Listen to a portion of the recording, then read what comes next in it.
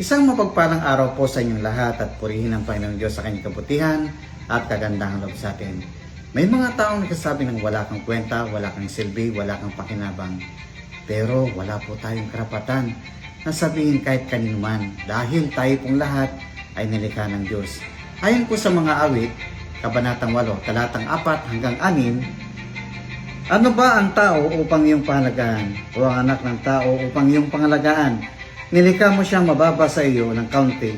Pinustos mo siya ng dangal at ng luwalhati.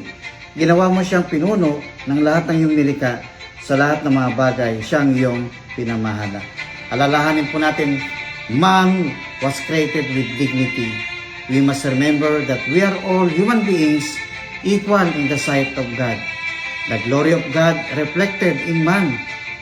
Glory means honor, eminence, or great beauty. Number 3, man was mandated to rule in the planet Earth.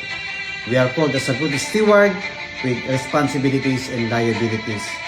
Kaya dapat po, I must treat people with love, justice, and mercy. I must treat them with equal rights. I must do my duties and responsibilities. And I'm doing it for the glory of God. Lord, tulungan mo po ako na itrato ko po ang aking kapwa ng may pag-ibig ng 9% kalooban. Sa pangalan ni Jesus, Amen.